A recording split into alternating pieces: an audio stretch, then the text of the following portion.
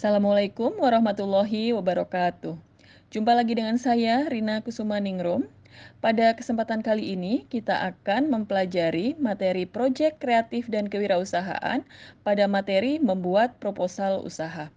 Materi ini digunakan dan dipelajari oleh siswa SMK kelas 11. Adapun capaian pembelajaran yang akan kita capai pada pembelajaran kali ini, yaitu peserta didik mampu menyusun proposal usaha atau bisnis plan yang meliputi perencanaan usaha, biaya produksi, break-even point atau BEP, dan return on investment atau ROI.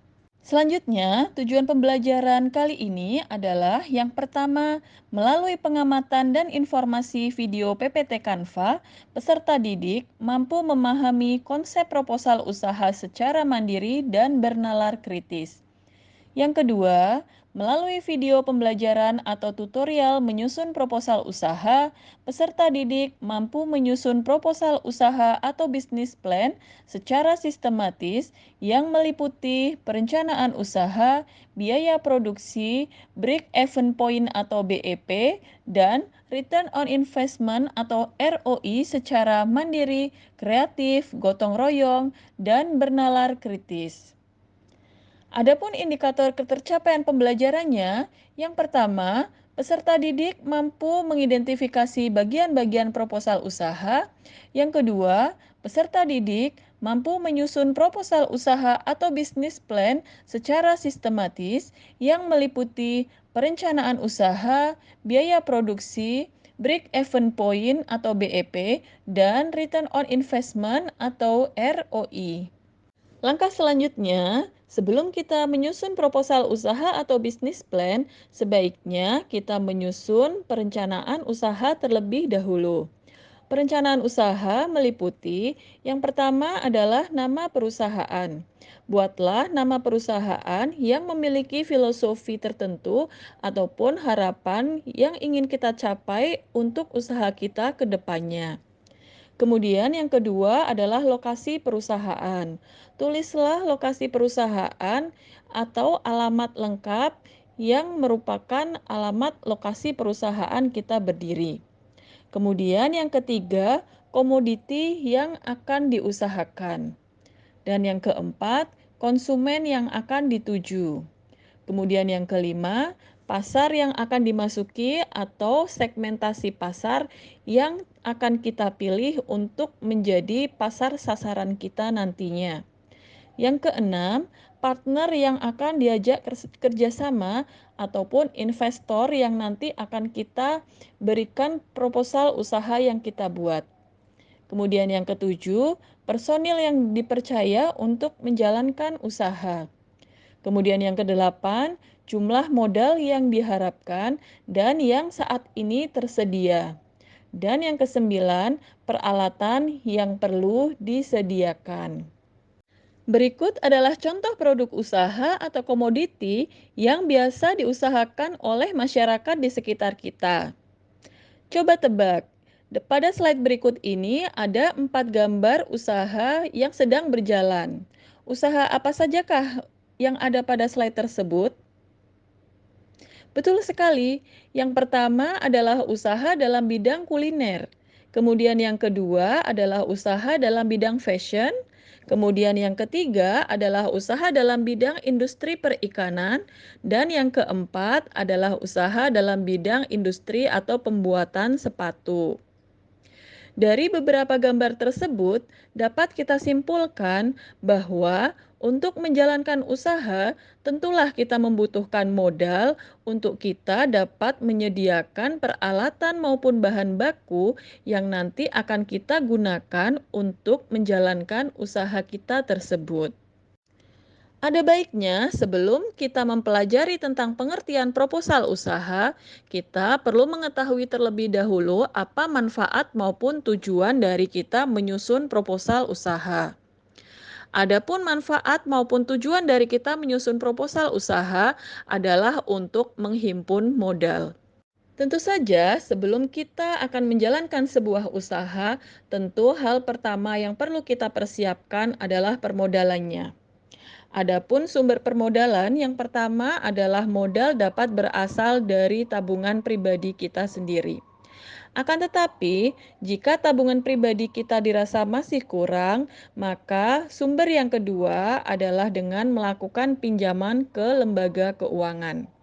Namun, ada kekurangan dari kita melakukan pinjaman ke lembaga keuangan. Tentu saja dari resikonya yang mungkin terlalu tinggi bagi kita yang baru saja akan merintis atau menjalankan sebuah usaha. Kemudian, sumber yang ketiga adalah dengan membuat proposal usaha.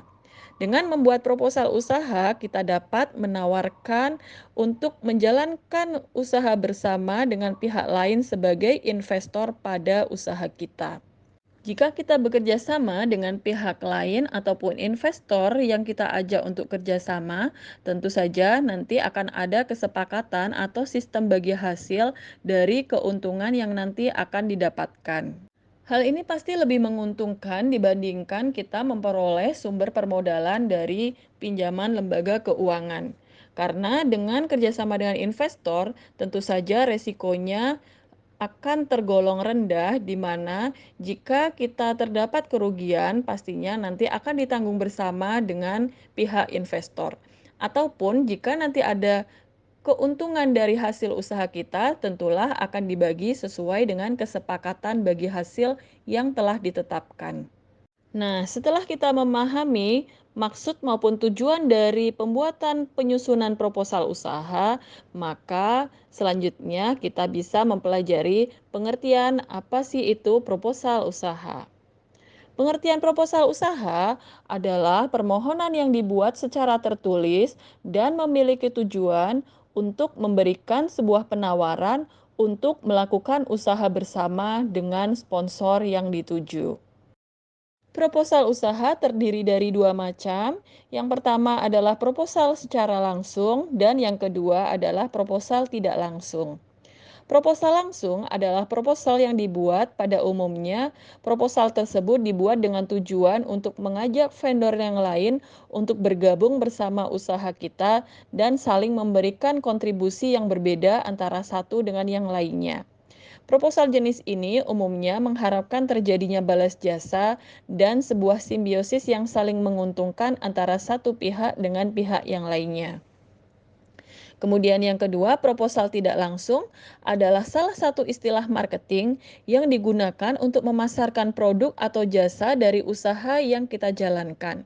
Sebagai contoh dari proposal tidak langsung adalah brosur yang secara cuma-cuma kita bagikan kepada orang lain. Brosur tersebut memiliki fungsi untuk memperkenalkan usaha kita kepada orang tanpa harus mengharapkan balas jasa sama sekali, sehingga dinamakan proposal tidak langsung. Lalu selanjutnya adalah sistematika proposal. Dalam sistematika proposal ada 4 hal. Yang pertama adalah cover, lalu yang kedua adalah bab 1 pendahuluan, lalu yang ketiga adalah bab 2 pembahasan, dan yang keempat adalah bab 3 penutup. Bagian pertama adalah cover. Cover harus dibuat dengan semenarik mungkin karena cover ini adalah bagian yang nanti akan pertama kali dilihat oleh investor. Cover harus terlihat meyakinkan sehingga kita terlihat sebagai pelaku usaha yang memang serius menjalani bidang usaha yang kita jalankan. Lalu bagian yang kedua adalah bab 1 pendahuluan. Dalam bab 1 pendahuluan terdiri dari yang pertama adalah A. Latar belakang, lalu yang kedua B. Visi misi, dan yang ketiga adalah C. Tujuan. Lalu selanjutnya adalah bab 2 pembahasan, meliputi A. Data perusahaan, B. Biodata pemilik, C. Jenis produk, D. Aspek pemasaran, E. Bahan baku dan proses produksi, F. Analisis SWOT, G. Perhitungan harga jual, H. Perhitungan BEP, I. Persediaan stok produk, dan J. Menghitung laba rugi untuk kemudian dapat dihitung ROI-nya. Dan yang terakhir adalah bab 3 penutup. Dalam bagian ini, kita perlu menuliskan kalimat yang sopan untuk menutup proposal usaha yang kita susun ini. Sehingga harapannya investor akan memiliki kesan yang baik terhadap proposal yang sedang kita ajukan. Nah, selanjutnya adalah Break Even Point atau BEP. BEP adalah titik impas di mana posisi jumlah pendapatan dan biaya sama atau seimbang sehingga tidak terdapat keuntungan ataupun kerugian dalam suatu perusahaan. Adapun rumusnya, BEP dapat dihitung dalam dua rumus. Yang pertama adalah BEP unit dan yang kedua adalah BEP rupiah. Selanjutnya adalah Return on Investment atau ROI. ROI adalah metrik keuangan yang banyak digunakan untuk mengukur kemungkinan memperoleh pengembalian dana dari investasi. ROI dinyatakan sebagai persentase. Cara menghitung ROI adalah dengan membagi laba bersih atau keuntungan investasi dengan biaya atau pengeluaran awal. ROI ini sebaiknya dicantumkan dalam proposal usaha, sehingga calon investor dapat memperkirakan pengembalian dana dari investasinya, atau calon investor dapat menghitung kemungkinan balik modalnya. Berikut ini adalah rumus dari cara menghitung ROI atau Return on Investment. Terima kasih telah mengikuti pembelajaran kali ini. Mudah-mudahan tetap semangat dan tetap sehat ya. Dan sampai jumpa pada video berikutnya. Wassalamualaikum warahmatullahi wabarakatuh.